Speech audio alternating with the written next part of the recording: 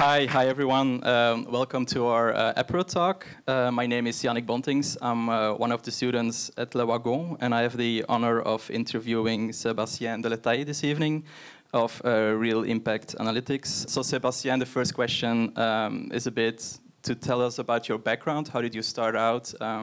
What did you study, for instance? So maybe good evening to everyone.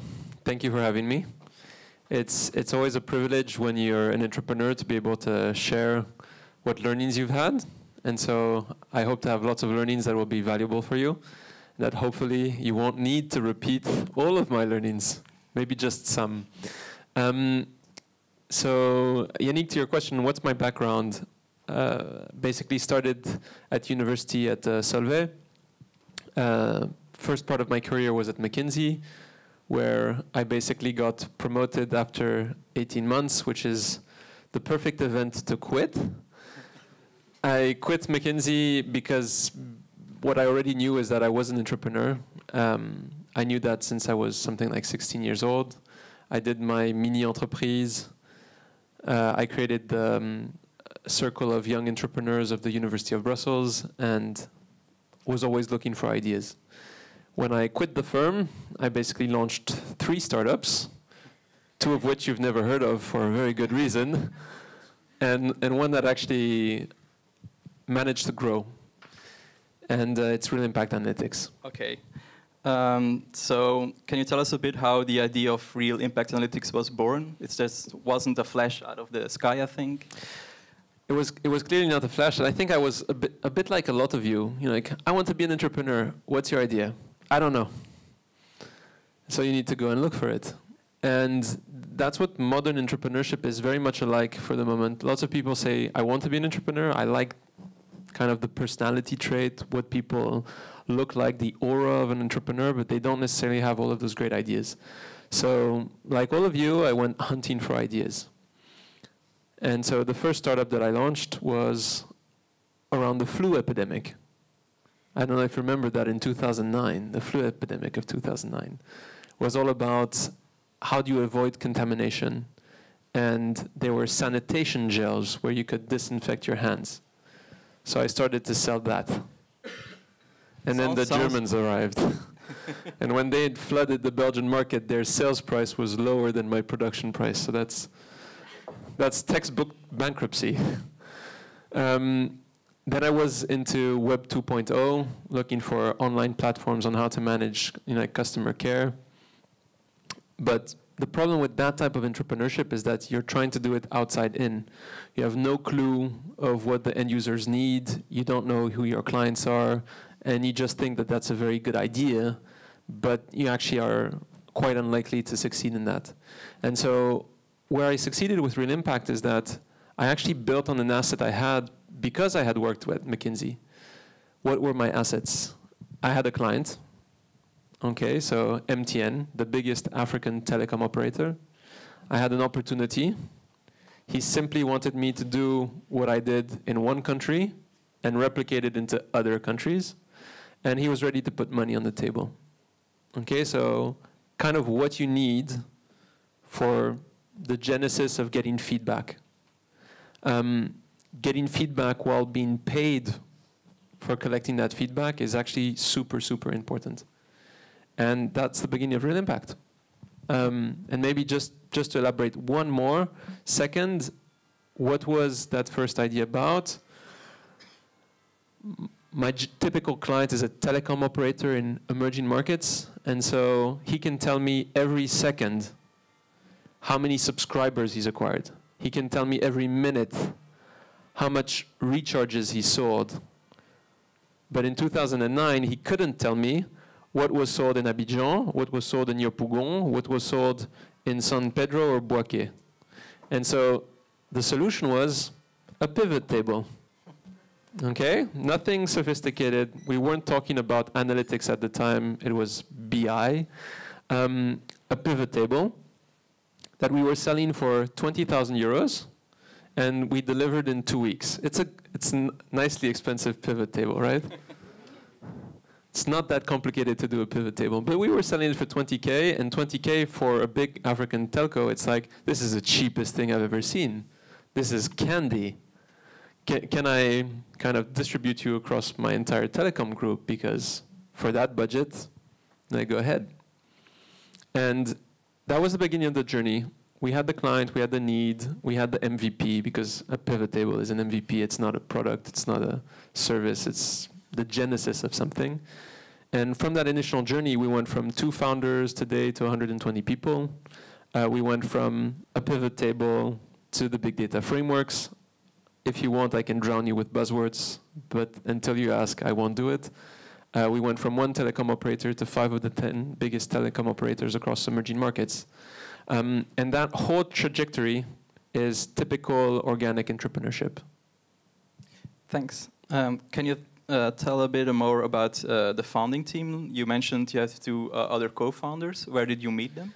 So we are 2 co-founders, and basically Loïc and I know each other from school.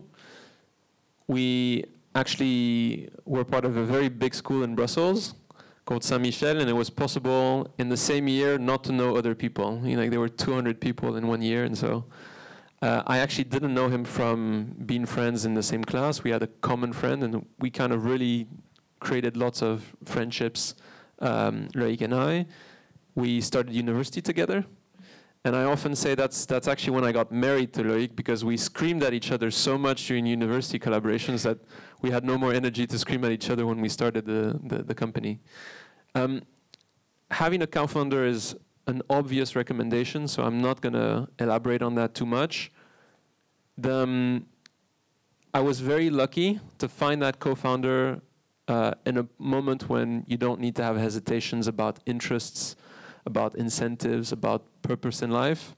And so we built all the trust we needed to go through the hard times that you're going to go through in the startup. With Loïc, we then had a very, very simple strategy. Only recruit people who are smarter than us. Very simple strategy, very well executed. And so our founding team, which is around 9 people, were actually very different profiles. Engineers, data miners, you know, like other business engineers. And that founding team basically was an incredible magnet, not only to attract clients and sell, but also to attract, yet again, smarter people, younger people. And that trajectory was very, very rich. Can you elaborate a bit on how you found those people? Did you network a lot, or? So I basically... I'm actually one of those who actually say, if you're good in your career, if you're good at university, your direct kind of your N-1 network is probably sufficiently rich so that you can start attracting those people. I'm not a fan of taking wild bets across cultures, across profiles, and kind of trying to found teams with complete strangers. I'm not particularly a fan of that.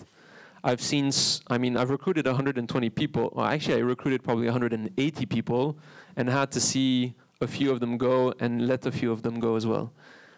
And the worst cases were major cultural differences, strangers, people that just don't have the same values than you do.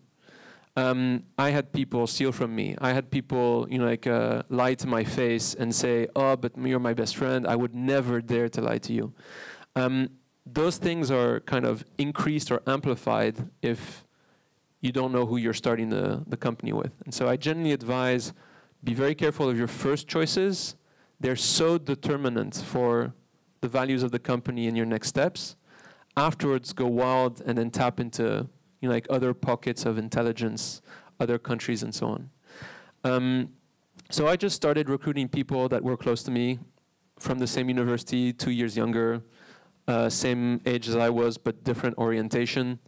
And bringing those profiles together, then we kind of put the cement, put the foundation. Attracting the rest of the team was then very, very easy. What was the moment when you really decided to take the jump into entrepreneurship? Like, did you just quit your job and the next day you started, or was it like more of a transition phase in between? So I think I'm lucky because my parents are entrepreneurs, so I kind of was exposed to that bug early. It's kind of a recurrent trait. Sons of entrepreneurs tend to become entrepreneurs more frequently. I'm a firstborn kid. That's also a trait. And then the last thing is I went through this young enterprise program. And so by doing my mini entreprise at school, I basically, at that point, kind of decided this is what I'm going to do. All of the rest were just steps to improve my skill set, my toolbox, in order to be a more successful entrepreneur. And so what I did at university, my first step, my first professional step in my career, were all geared towards entrepreneurship. The reason why I stopped McKinsey much earlier compared to others is because I was tired of it. I was saying, love the people, love what you learn, but not enough around action. And that's why I decided to quit. But you already started working on your own startup, like in after hours, of course. That doesn't work. Okay. That really, I mean, I don't know for others, but for me, it just doesn't work. I actually recommend if you want to do it, you need all of your energy. You need to be fully dedicated to it. And you need to quit. You need to be in survival mode. I don't have an option for this to fail. These are good things. When you're actually disturbed by, you know, like at the end of McKinsey, don't tell them, but I was working between 10 and 5. I was not working normal McKinsey hours. And by only working from 10 to 5, I did not have the energy to make business plans out of my normal work. I was tired. So I don't advise people to do things at the same time. I really advise them to be fully focused on their startup idea, put all of your energy there, and go full blast. The advantage you have of doing that when you're young is that you don't have all of those wagons that actually are going to appear as you grow up, which is, I actually now have enough money in the pension, or I have a very good career track, or I have a loan on my house, or kids. You know, like, that decreases your chance to kind of jump.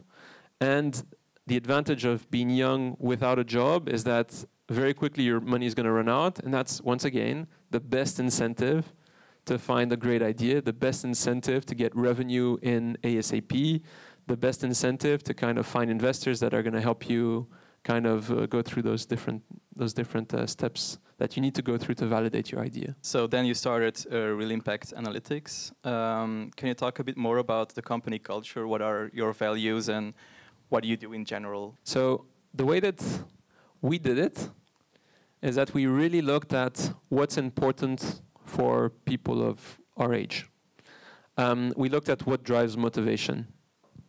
And then we said, okay, well, based on those drivers of motivation, how can we translate that into values in the company? So I'm going to name the very obvious ones, but we all like to have autonomy.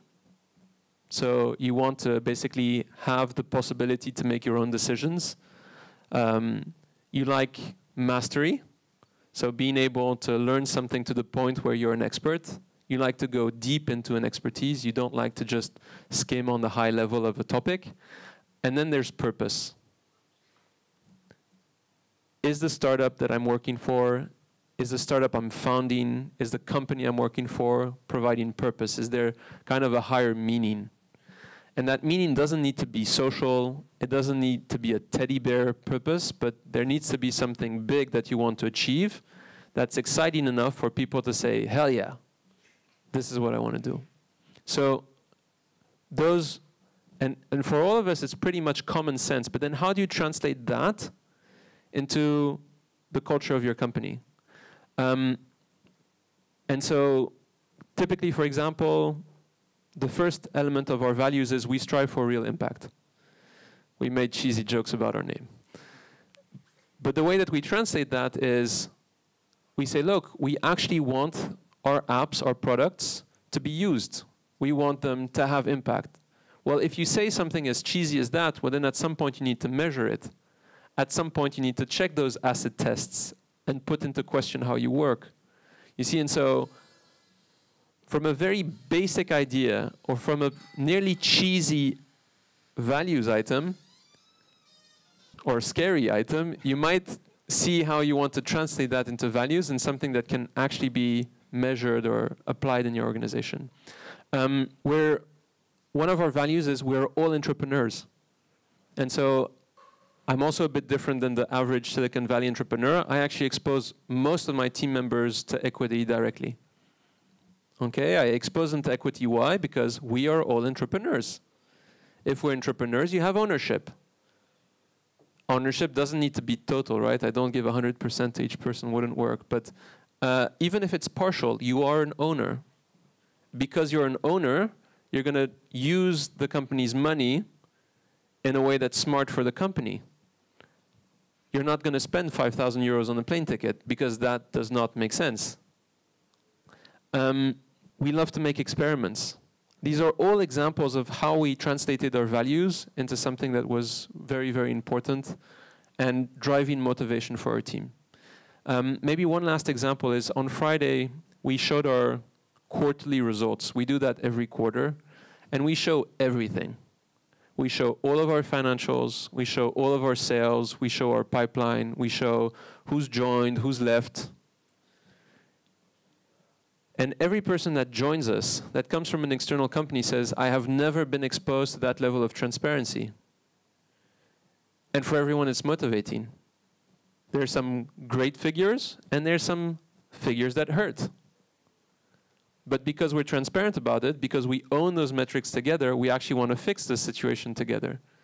See, and so that's the last example of what I wanted to share is, like, think of what's important for you and emulate that at scale across your organization. You are in different continents as well. Was it difficult to keep those same values across different teams on remote locations? So the whole dimension around autonomy, mastery, and purpose for me is human. I don't think it's local. I think what will change from one country to the next is clearly how you interpret some of those very, very global values. More importantly, it's how do you talk with people? Like, how do you create a culture of giving feedback which is okay without, like, frustrating or insulting people? But the way that we did it was we actually always started by having a Belgian in one of the remote offices until we found local leadership that we felt shared our values enough to take over. And because we had that culture of role modeling, leading by example, they really understood what those values were about, and then they applied it. I can give you a million examples, but you need to accept that your way of working and the Belgian, let's say, approach to management works in a lot of cultures, but not all cultures. I work in Africa. Okay, I've worked in 40 different African countries. I have an opinion on cultural differences between Africa and Europe. And it has nothing to do with racism. It has nothing to do with being elite, etc. I've worked in those places. You need to apply a different style of management. And it has nothing condescending with that. When people are able to take autonomy well, you give them autonomy. When people are not able to work autonomously, it's okay to micromanage. See, and those things you kind of learn to adapt. You learn to improve as you work in very, very different cultural setups. Okay. You're in a B2B sector. Was it easy to convince large telecommunication players as a startup? And did you start in Belgium, or did you immediately go abroad? So, picture yourself. I'm at the time 20. I just turned 25. I go knock at a telecom operator's door and I say, hey, I'm smart. I could do lots of things. Why don't you share your data with me? The default reaction is, go for it, champ, with someone else. Okay, so all of the doors are closed. Like, they just don't want to take the risk. Whatever your diploma, whatever your credentials, NFW. I did have one telco, though, because we had that professional relationship, because I had that asset who said, well, you know what, actually, yeah, I'm ready to give you access to my data. That's a really good environment, because there you can build an MVP, and you build a reference. You actually not only build an MVP and a reference, you actually build a potentially very big client, because I started to play with the data of Côte d'Ivoire, but then very quickly I was playing with the data of West Africa, then Africa and the Middle East. I was playing with the data of 22 different countries. in that trajectory, I basically had the best African reference, the leading telecom operator there. That reference I could then use to enter Vodafone in Africa. I could then use to enter Orange in Africa. Then I had some of my clients that changed companies, that went to Latin America, that went to the Caribbean. And they said, hey, would really like you to continue to work with me. Come and work with me with this new telecom operator. And so in B2B, I'm pretty much convinced by the idea that you need to invest to get your first case, because your first case is going to unlock a whole set of other opportunities. Whether those opportunities be referrals, whether it be the value of the brand of your first reference, whether it be going from one operating country, one operating company to several within a large group. Like those are the levers you have for growth. And so investing in your first use case with a B2B is actually very, very, very important. If I had initially chosen to do my use case with Viking Mobile in Belgium, it would have been a mistake. I would have gone nowhere. Okay, I chose the leading African telco. That's actually a much, much better place to succeed. You're going to hear me talk essentially of telecom tonight, but I actually already made that test of trying to develop big data apps for the consumer goods industry. And there, my first B2B case is with Johnson & Johnson, also one of the top 10 consumer product goods companies in the world. That reference makes a world of difference. With the J&J reference, I was able to get into Kraft Heinz. I'm now working to get into Pfizer. Okay, so the sequence and that first case is extremely predictive of how you're going to succeed in the next steps. And if you have ROI on your first case, that's the best business card you can give. I met with the head of analytics at J&J Group. He's based in New York. And he said, Seb, you have no idea of how lucky you are to actually have time with me. I have roughly 2,000 Californian startups that are knocking at my door. No, they're pouncing at my door to say, hey, I'm going to revolutionize J&J's big data. The reason why you're getting this time is because you were able to deliver 20 million upside in Brazil. That's what you have, and the other Californian startups don't. And I'm pretty sure the Californian startups are probably smarter than you are. They're probably more focused. They don't do the telecom crap.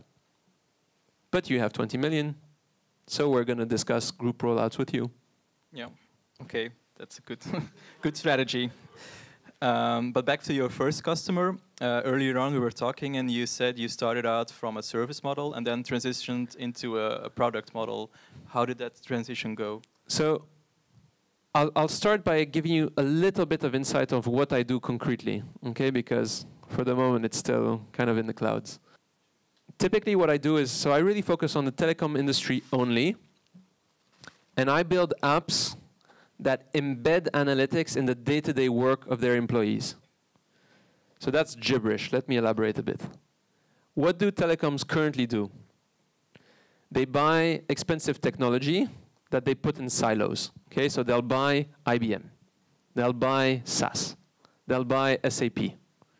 And if you go into one level of detail, they buy IBM ETL. Then they buy SAS data mining. Then they buy Tableau data visualization. A whole bunch of technologies, a whole bunch of silos. And they hope that their external vendors like Accenture, Deloitte, McKinsey, etc., or their internal teams are going to be able to create apps and connect all of those technologies together for a given end user, for a given business need. That's what they hope. And that doesn't work. Okay, they all say it works, it doesn't work. And the best way to prove that it doesn't work is just to say, let's sit down next to one of your employees. Let's look at your apps.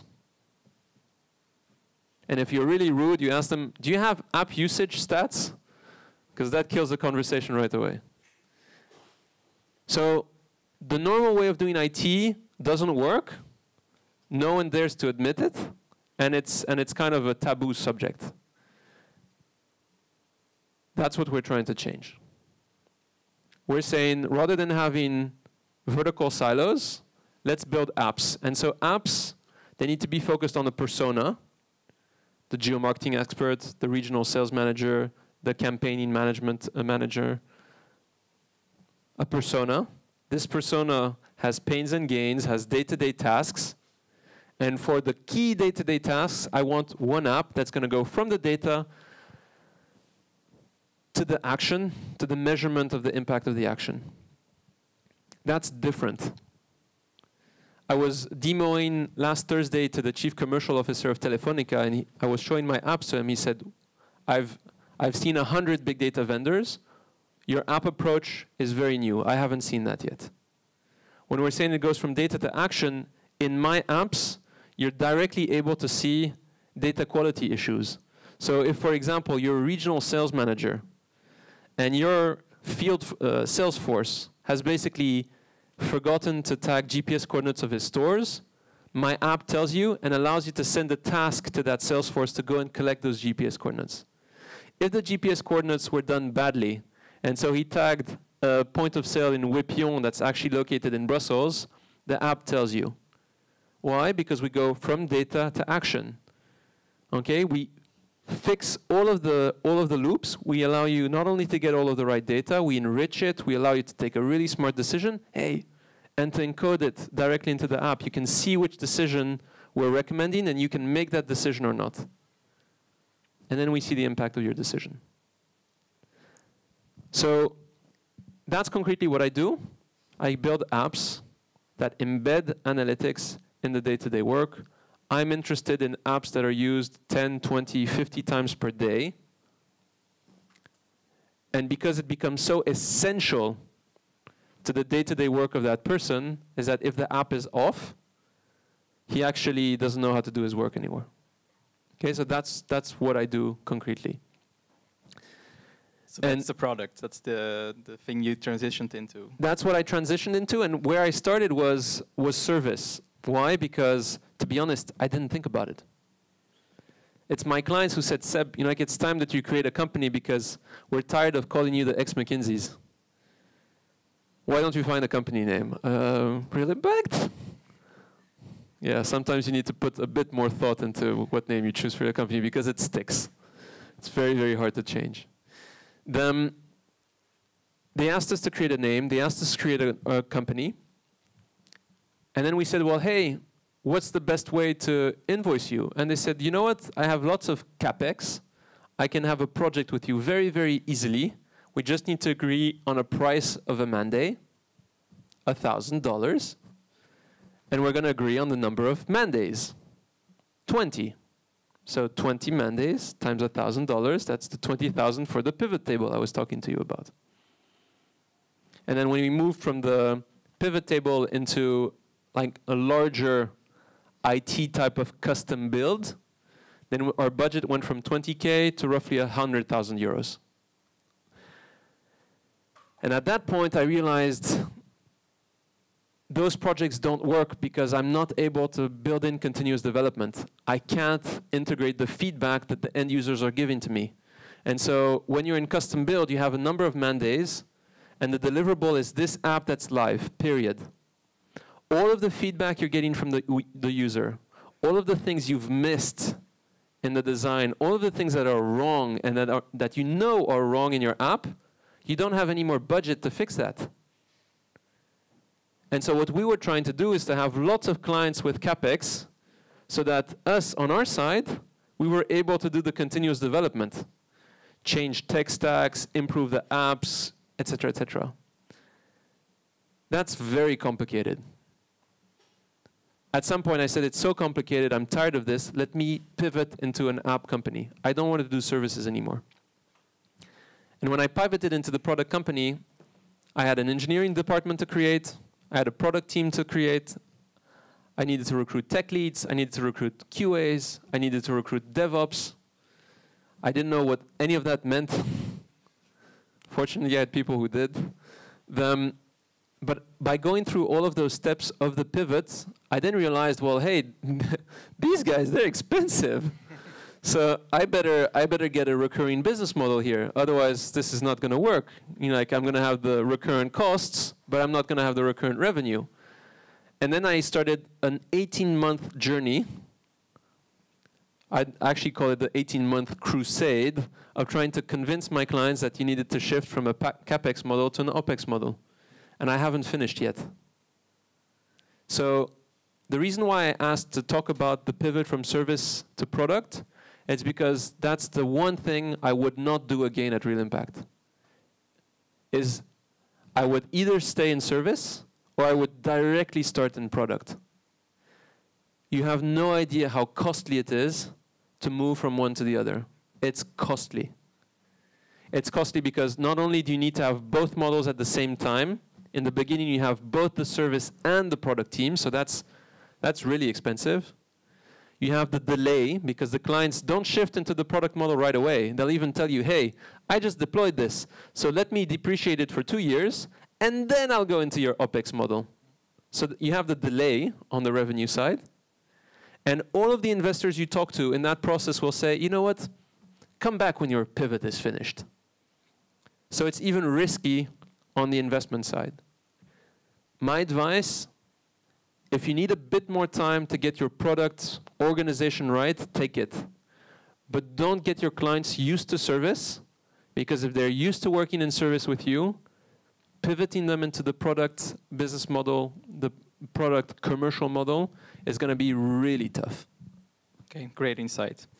You're a Belgian entrepreneur. Can you share your thoughts of the Belgian startup scene? What helped you here in Belgium, or what did you miss in Belgium? So, I don't think we missed anything in the Belgian ecosystem.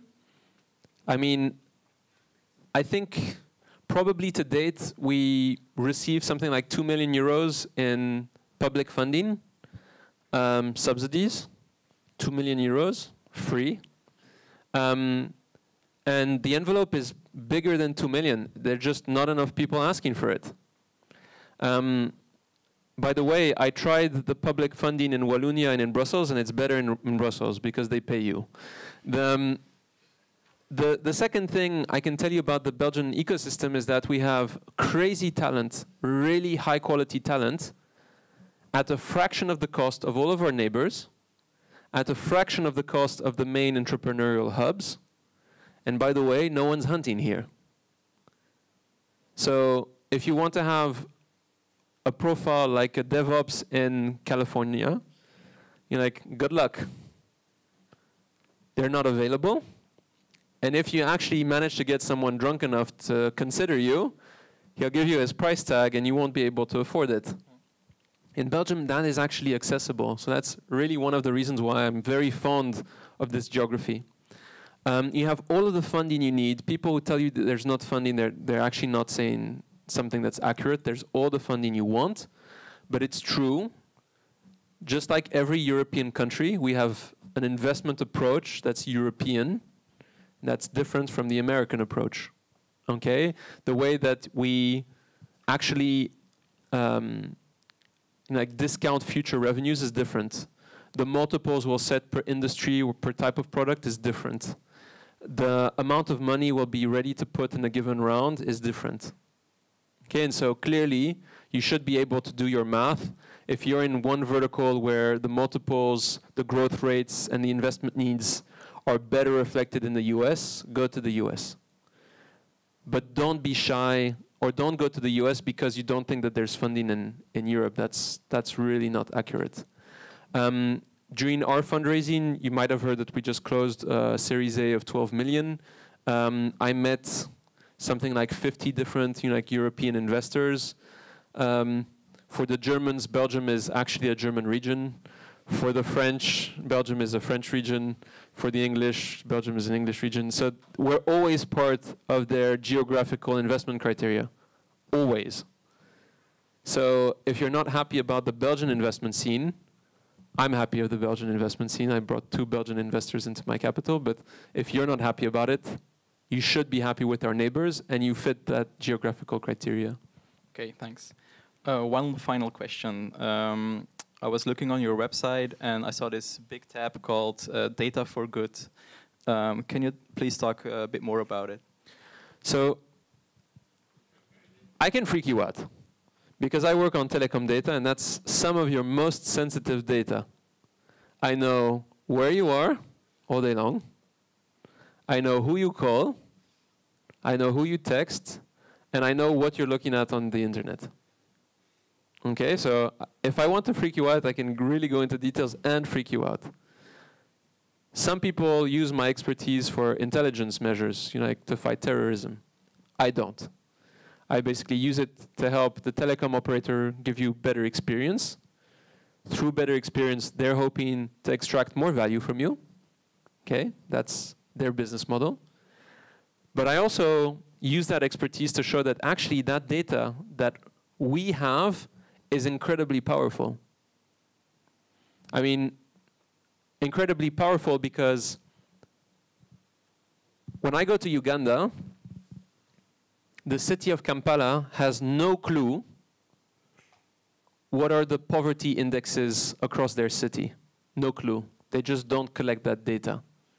Through telecom records, I'm able to compute poverty metrics.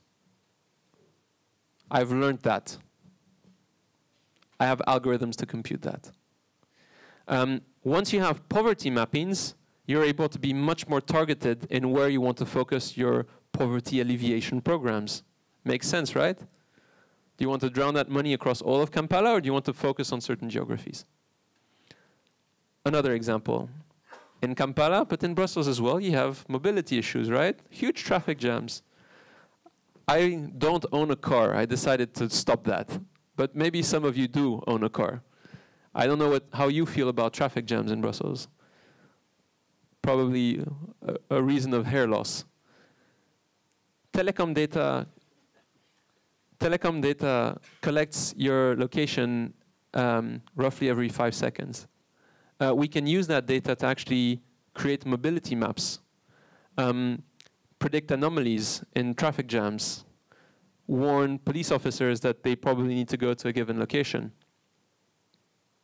That's what we're doing in Kampala for the moment. We're actually advising the local buses to change certain routes, to offload certain big roads. And then one final example of how we use telecom data for good is we were the only private company working on telecom data to fight Ebola. And that's a less enjoyable topic because Ebola is an incredibly viral and deadly disease. But at some point, when you think about public healthcare policy, you want to think of, okay, well, my objective is to freeze mobility in certain geographies to make sure that I can really combat the disease in a very, very, very targeted area.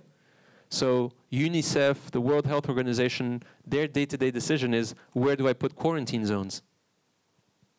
And for the first time in human history, we were able to not only tell people where they needed to put quarantine zones, given people's mobility, but we were also able to measure the effectiveness of quarantine zones.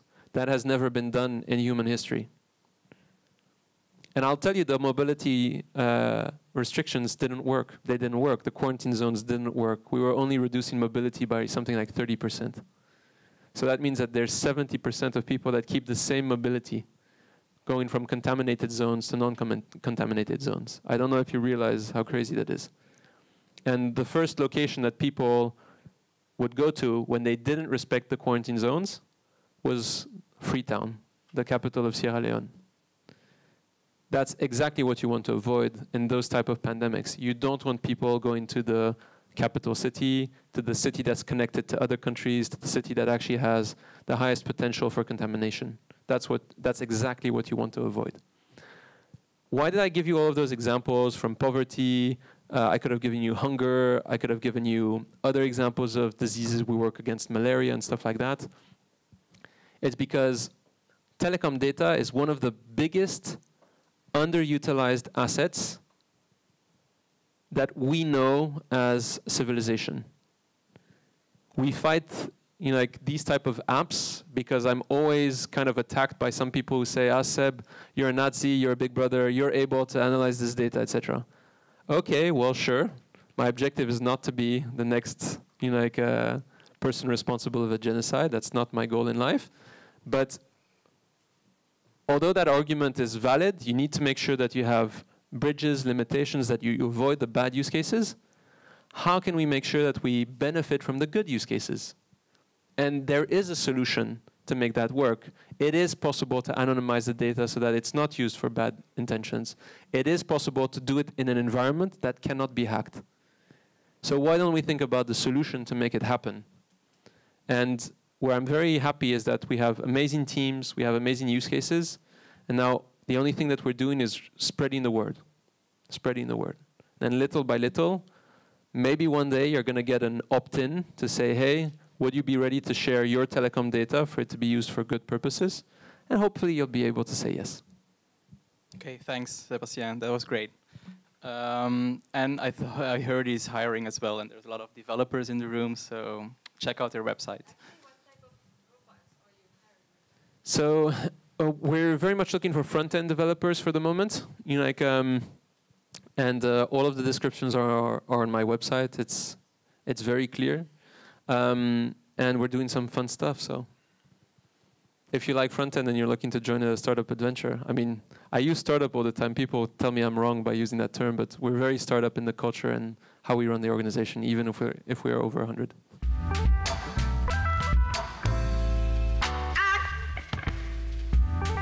So the thing is that there are hundreds of failures. You do them all the time.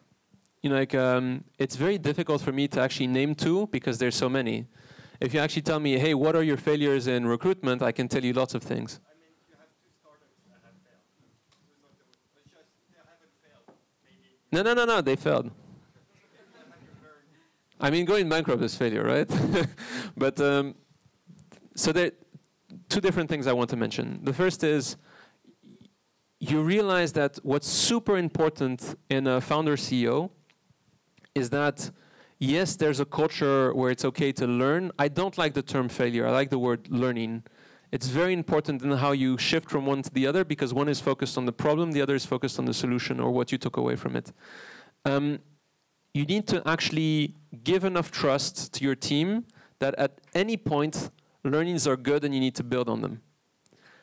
Sometimes you can coach people to explain that the learning he just had was very expensive, not only for him, but for me, but then for the organization, but that's okay. Ranking of learnings. The learnings are going to happen in everything. I don't think there's a single thing we got right from day one, not a single one. We fucked up on our recruitment process, we fucked up on some fundraising items, we fucked up on accounting, we fucked up on some proposals, pricing. There are lots of things where I kind of had learnings. What I learned from my two first startups is it's really critical to be in a setup where the initiation of your company is a client. It's a client who's ready to put money. Whether it be for an MVP, whether it be for a prototype that you've done on your side, whether it's something you're co-developing or not, but get that situation where you're going to get feedback, and feedback that someone has paid for. I hate it when people say, I'm going to do something for free. I hate it when people say, hey, you know what, I'm going to work for you, and maybe later we'll discuss a way of contribution. That's a bad environment. And I know that what I'm saying here is maybe biased towards B2B. It's maybe biased towards a whole set of experiences that I've been through. I've been challenged on the fact that what I'm saying to you is not valid for online web B2C. Fine. But I really don't like that dynamic where people live in the fairy tale world that costs are okay and that you never need to offset them with some form of revenue. I'm not saying it needs to be the same level. I'm not saying you need to put margin by default from day one, but I am saying that things that people don't pay for have no value. Have no value. You get people used to getting things for free, they will always get things for free. I've had clients that told me, ah, but Seb, last time you did that for free. So you know what? Now that you're asking me to pay, I'm just going to wait. At some point, it's going to hurt you so much on your cash flow that you'll be obliged to accept to do this for free. I've had clients tell me, you know what, Seb, your shift from a CapEx model to an OpEx model, I don't like. And they've been putting me on hold for 18 months. After 18 months, they're realizing that they're hurting on their metrics, so now they're getting back into, hey, how do we secure this as ASAP? But during that whole time frame, they're going to be putting pressure on you. If your commercial relationship has value that they're used to pay for it, then you're in the good setup. That was really my key learning from the first two startups because I missed that completely.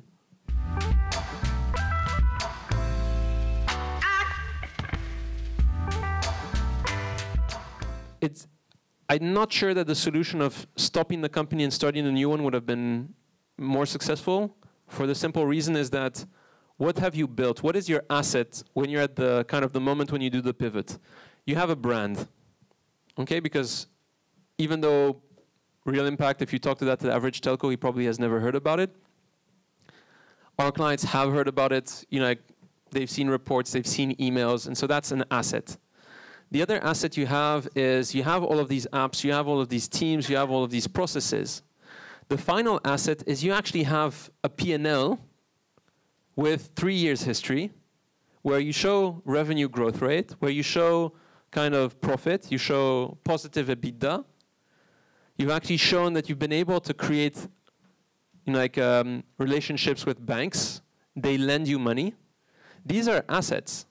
When you start a company from zero, you throw all of that away. And you may say, well, you know what? I kind of have the product. I kind of have the teams. I kind of have the branding indirectly through the people. It's not entirely incorrect, but you aren't definitely not at the same level of asset. That's why I'm saying stopping and starting something new with the new setup, I don't think it would work. My recommendation is go directly into product if that's what you want to be in the end game. I took time to realize that that's what I wanted. I didn't know that when I started the company. So I learned that. Nowadays, I think that people here are probably more educated on the difference between service and product than I was at the time. I think, or I hope that everyone here knows that the valuations of product companies are between 2 and 3 times more important than valuations on service companies. Actually, that even can go up to 5 or 7 times more, but anyway. So it is more attractive, and that what you need to succeed in the product company is so different than what you need to succeed in the service. You're better off trying to get that right from day one, because then you're just adding 2-3 years later of the learnings you need to go through in order to get your product company right. With roughly, it was at the end of 2014 that I made the decision to pivot. It's today that we're actually having stable app releases, which are industry best practice. Like we had a tech auditor that went through what we were doing through the fundraising, and he kind of rated us amongst the top 5 due deals that he's done in his career. So to get to that level, it basically took me more than 18 months the hard way. You see, and so that you want to start ASAP.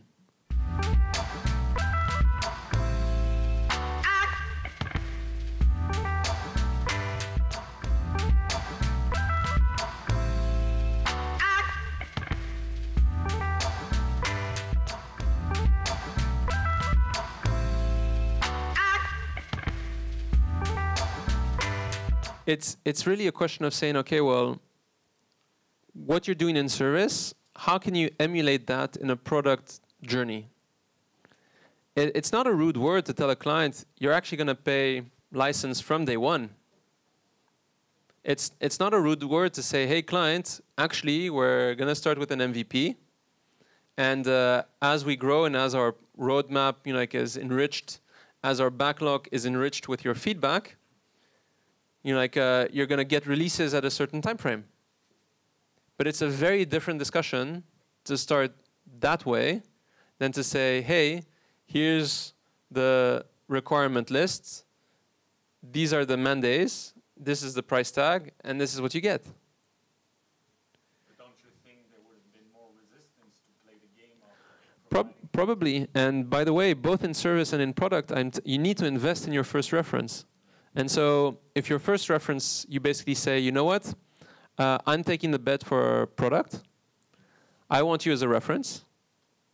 Like, I'm going to give you this license costs for the first 2 years for free. And in year 3, we're already going to agree on the terms. And it's going to be 10 euros per month per user.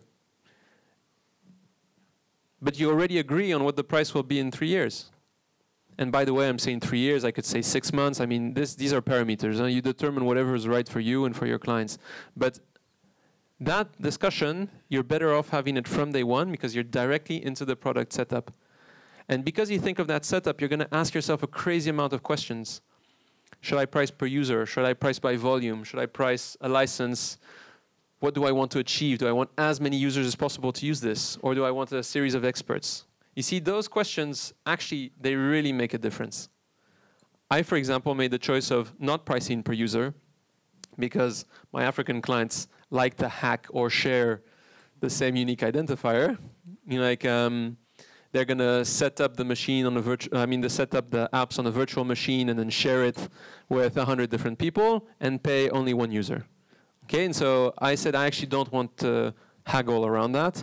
I want as many users as possible. And actually, if I have 500 users, that's an even better way for me to become essential. Because you're locked in. And by the way, if you only rely on 5 experts, those guys are likely to move around. And when you have 2 experts out of a team of 5 that have changed companies, you're dead. Okay, so those questions and those parameters, you want to think about it from day one. It's going to influence the tests you're going to make because I'll tell you, your pricing grid, you're not going to get it right. You're just not. Okay, you're going to make probably 10, 20 tests if you're in B2B, probably a few hundred if you're in B2C. And those tests are going to help you get closer to where you actually need to end up. Where I stand today is that I got all of the kind of app development right. I made my test there. Now I'm right. The commercial model, I'm right. My pricing, I'm still making tests. I'm testing journeys. I'm testing one app. I'm testing freemium. So those are the tests I'm in for the moment. And in B2B, it's a bit more expensive to make tests. So I can't do as many and as fast as if I were a B2C. But that's where I stand today. Don't go through the service. I mean, once again, it's textbook for an entrepreneur to start in service and to say, hey, what I'm doing is great. How do I capture the value? He knocks at an investor's door. The investor says, dude, you're a service company. What the fuck? Didn't you read anything on TechCrunch? We don't buy service companies. It's too linked to you as a person. It's too linked to your mandates. And you don't have any recurrence in revenue. So what am I going to value? Oh, look, I have really great IP. Doesn't work. IP works if it's in a product business model. And the sooner you get your clients into it, the sooner you actually see, well, look, I am proving, like a renewal of licenses. I am proving, like an increase in revenues. I am proving the fact that I can upsell within an account. The sooner you've proved those stats, the higher your valuation and your ability to raise funds. So you want to get into this mode ASAP. You want your history to serve as your best business card in order to raise the rest. That's why I'm disappointed with the Take It Easy fundraising, because they had done it the right way. Okay, they had the good stats. They actually had made the tests and were going in the right direction. And for me, it's more kind of conflicts of interest on the investor side that made that whole process fuck up. But all of their history and all of their stats were going exactly in the right direction. That's what you want to do. Actually, if Take It Easy had those stats without Rocket Internet, they would have raised funds. They had it. That's why we need to be proud about their test and their experiment. They're a great tribute to what true entrepreneurship is about. That's what you want to emulate. You want to do the same thing. And hopefully you won't have a fucked up investor like Rocket Internet that will screw you in the process. I'm very opinionated, huh? You got that. And by the way, I'm opinionated, and so the reason why I'm opinionated is because I don't like people that have kind of agree with everyone. It's important to disagree. It's important to dissent. That's where good ideas come from. And if you disagree with me, let's talk about it over a drink. You know, like, that's when we enrich both of our thinkings.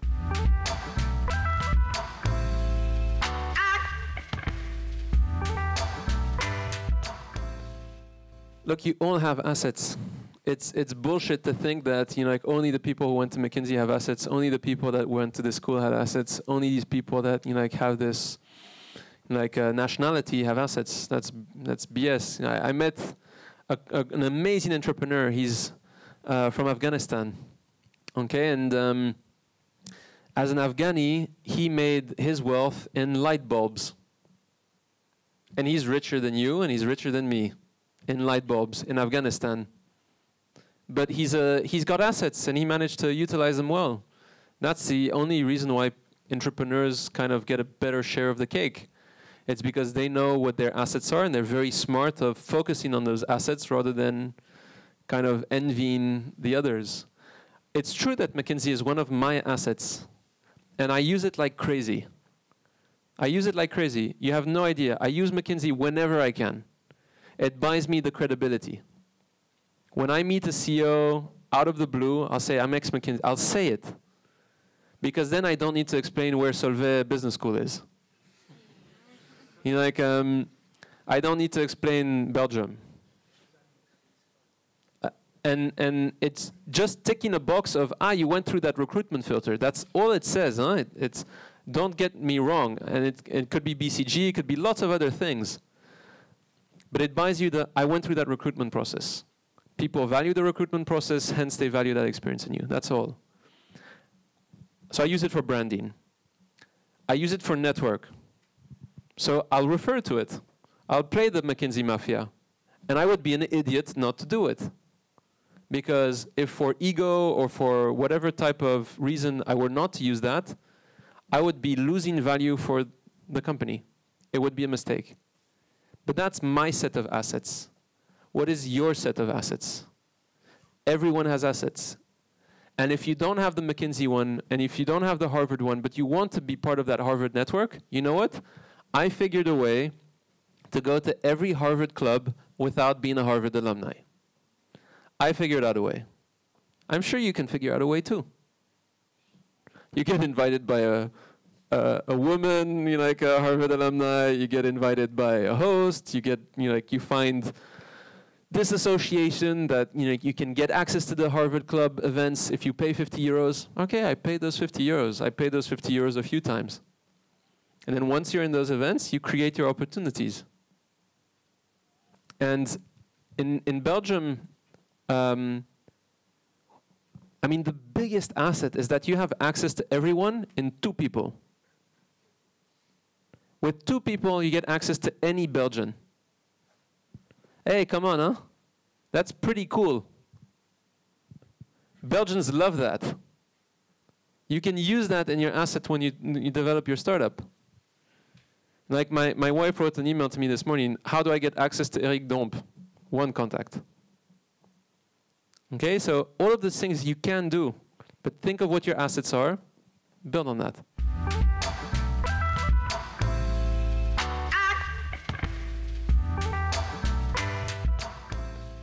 So look, I mean, I'm very focused around the telecom industry, and telemarketers basically are call centers.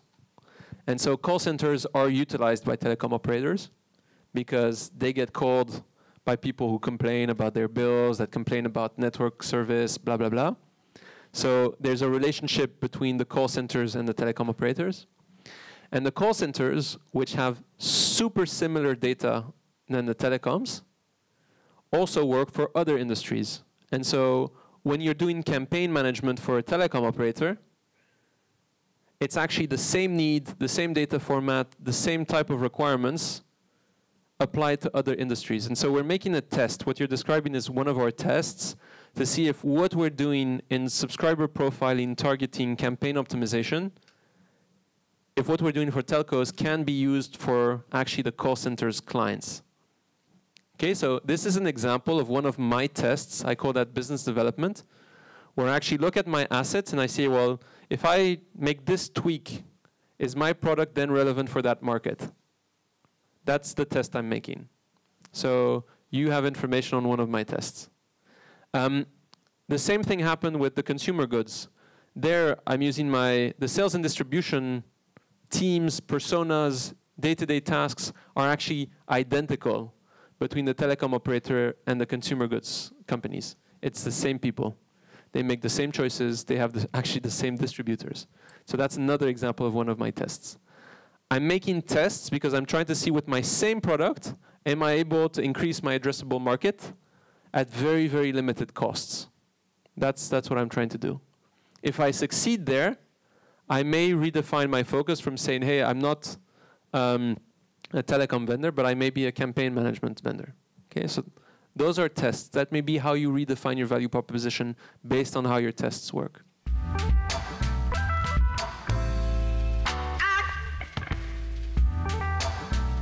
To be honest, we work a lot on subject matter expertise in order to filter what's relevant and what's noise. And subject matter expertise basically means people that know the industry very well, know the end users, have done the job, and are able to say, okay, well, this guy's asking for a trend line rather than a normal chart. That's BS. Or this guy's asking for that metric. No one uses that metric. So we rely a lot on subject matter expertise to do the first filters. First filters matter because otherwise you come and you need to prioritize a backlog of like 500 items. So you want to bring those 500 items down to like 20 or 50. The remaining items in your backlog, then you want to make tests. You actually want to see whether, okay, well, if I show more history, is it going to change usage? If I add the possibility to look at daily data or monthly data, actually, are they going to use this feature or not? And then I make tests. I try to make the tests in a very lean environment, a demo environment, actually. And I actually involve my clients in that process. When they ask for a feature, but it doesn't change their behavior, I don't productize it.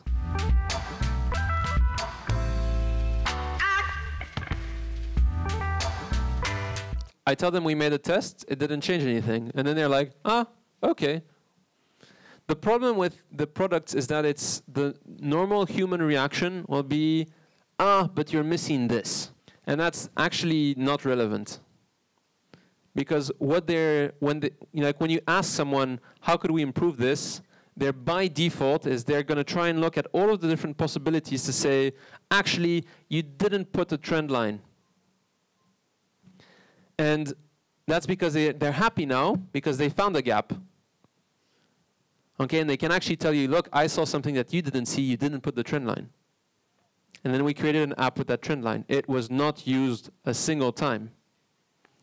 And that's when you actually need to educate your clients to say, well, you pointed out something that indeed, it's not that it's missing, it's that we chose not to put it. That's different. We chose not to put it because it doesn't improve your decision, it doesn't increase your ROI, and it certainly is not used. And so we're not going to invest into putting that feature into our product. This morning I was with Proximus and we were going through the backlog grooming together.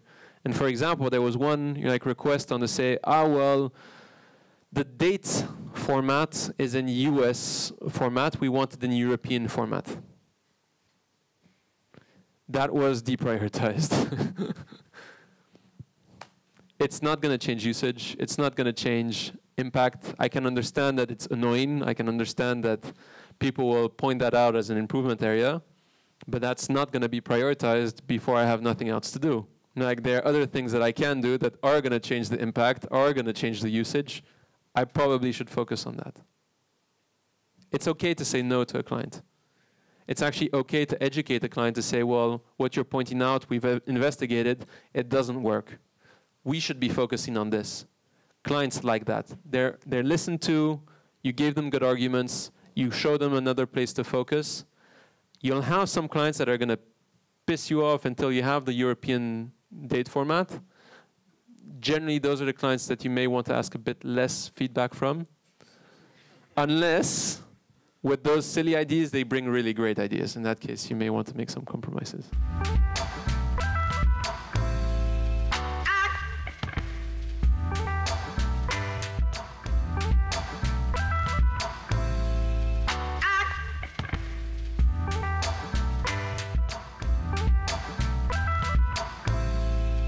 to be honest, I'm still looking. Okay, so for example, on what I do in Data for Good, I'm looking for ways of monetizing. Because like you, there's not a default solution and no one has tested this. Like you, when you start talking about, well, who's in charge of paying for public improvements, the answer will mix between state administrations and the citizen. So I'm still making tests. I haven't found the silver bullet yet. A recommendation I would definitely want to make is, if you create value through your food tech or improved mobility or improved eating habits, like turn that into ROI and see who's sensitive for that ROI. Is it people who want to lose weight? Is it people who decide like public food policy? Are they the restaurants or something else? Based on that ROI, and if it's substantial enough, that's where I would be looking for what are the business models that can work. I'm trying to do the same thing. And for example, who would pay for a reduction of malaria is not an easy question. Okay, so I'm just being very open with you. That's how I'm looking, but I haven't found the answer yet. Maybe one last thing just to close is, it's always great to receive compliments when you're an entrepreneur and people come to tell you, hey, you succeeded in your fundraising, that's awesome. Oh man, you're 120, really cool. You have revenue. And you need to be very, very humble in that process, because it's great to receive compliments. It gives you lots of energy. But never forget, entrepreneurship, it's, you never scream success until it's actually sold. And when I say that, people say, well, why do you say until it's sold? Why don't you think of being on your own and being a company forever? Well, say, sorry, I work in big data, so I'm very quantitative. The companies that do survive and that don't go through exit are incredibly, infinitesimally small compared to all of those who are actually acquired. So the normal process for a tech startup is to be acquired. That's 99.9, and so many nines that I can't even say them, % of candidates. It's the exception that actually stay up and hang around and then acquire other companies. And as much as I wish to everyone to kind of go through that road, the likely outcome is probably acquisition, and you've never succeeded until you've been acquired. Yahoo is a recent example of that. And so why am I saying this? It's because you're going to have great times in your startup, and you're going to have setbacks. And what sets the startups apart is those who, with the good times, are able to receive the compliments and say, thanks, that's great, but are also able to say, I'm nowhere. And I'm going to have setbacks. And in those setbacks, I'm going to need as many compliments. And I'm going to need as much help. And I'm going to need as much energy. Because it's in the setbacks that it's hard. When everything goes well, it's easy. The difference between a peacetime and a wartime CEO is tremendous. The emotions, the impact on your personal life, how you need to make sure that you foster that leadership for everyone to be with you in those tough times. It's very, very different. That's when you need the compliments. It's when you're actually confronted with setbacks. All of my thoughts for the moment are with the Take It Easy team, because they've had a setback that was unfortunate for them, was final for them. That's when they need feedback. That's when they need compliments. That's when they need empowerment to say, hey, you know what? I'm super excited of what's going to come up next. I'm super excited of the fact that 160 people were exposed to best practice tech startups in B2C, which is the exception in Belgium. And that hopefully will only have one desire, is to launch that next startup. Will be actually to continue to empower, enrich our Belgian tech scene.